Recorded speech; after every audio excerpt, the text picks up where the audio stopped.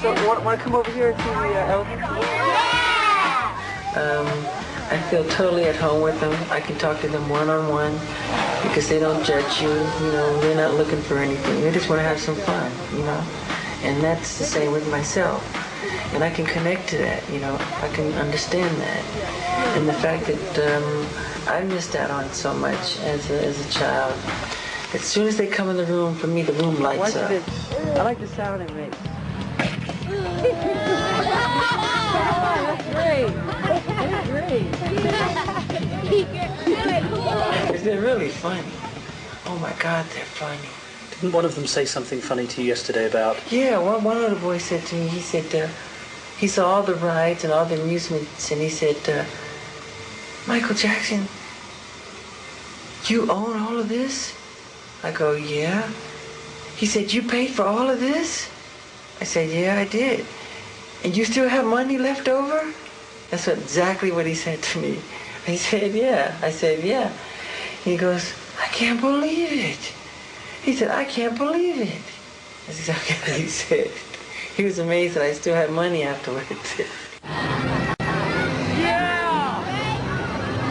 We're Make-A-Wish staff members, and we are escorting all the Wish families that came to meet Michael.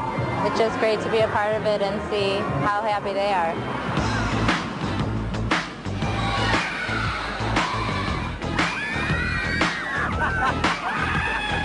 Everything is free.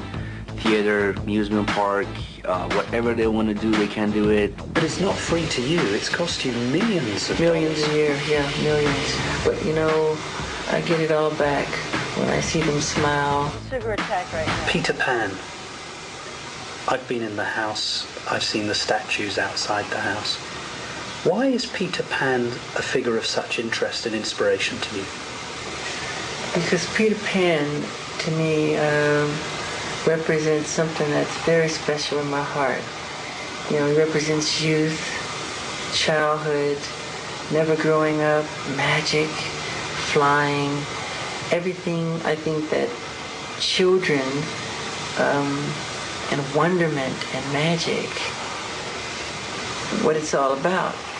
And to me, I just have never, ever grown out of loving that or thinking that is very special. You don't want to grow up? No, I am Peter Pan. Oh, you're not your Michael Jackson. I'm Peter Pan in my heart. Do you think it would be true to say that you found friendship and inspiration in children that you haven't been able to find in adults? That's absolutely the truth. Really? Yes. Yes. I haven't been betrayed or deceived by children. Adults have let me down. Adults have let the world down. What you're seeing all took place on the day that Martin Bashir and his crew were filming at Neverland. You actually see him in several of the shots being taken by Jackson's camera crew. This was supposed to be a documentary to tell the truth, everything. And I mean, who would bring somebody to his life and open up all the way and wanted to lie about it? You know, if you want to lie about it, don't even do it. You didn't have to do this documentary. Nobody forced them to do this documentary. After a full day spent with children from the Make-A-Wish Foundation at Michael Jackson's Neverland Ranch, what was Mr. Bashir's comment? We'll quote directly from his appearance on ABC's Primetime Thursday. One of the most disturbing things is the fact that a lot of disadvantaged children go to Neverland. It's a dangerous place for a vulnerable child to be. Now, I'm not saying that I saw any evidence of Michael Jackson being involved sexually with any children. Quite the contrary. But what I am saying is that children who are vulnerable should not be going into the house of a billionaire superstar where they sleep in his bed. As we said, that was Bashir's comment heard on TV by millions of people. But what did Bashir say to Michael Jackson about this day at Neverland? Let's take a look at the footage that was captured by Michael's camera, documenting the interviews. The problem is, you see, nobody actually comes here and sees them. But I was here yesterday and I saw it, and it's nothing short of a spiritually kind thing. He does all the time. I know, but I've told him. I know. A lot of people see it, but they never talk about it. And I've said this to him, and what I've wanted to convey is those two things. Yeah. And what we've had the privilege of doing this week is not only talking about the musical genius, but about what we saw yesterday, which was incredible. The woman you see has been Michael's makeup artist for over 20 years.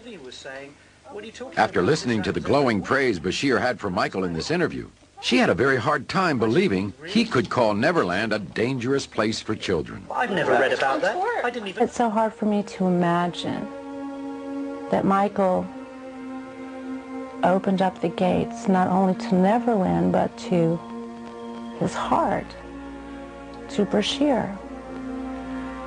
And I really thought that Bashir got it. It's getting worse. And like, he does, I mean, I can't tell you, I know him. You never see anybody talk about that stuff. That pepper around a bit, so a bit. But when Michael's talking, but when he's talking about the things that he's passionate about, it's obvious that it's in his eyes.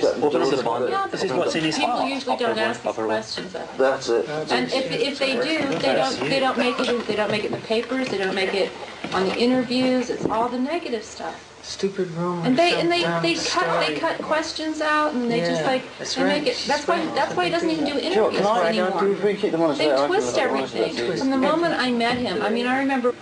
How can people be so cruel? Like, I read an article and I was crying, and he goes, "It's disgusting."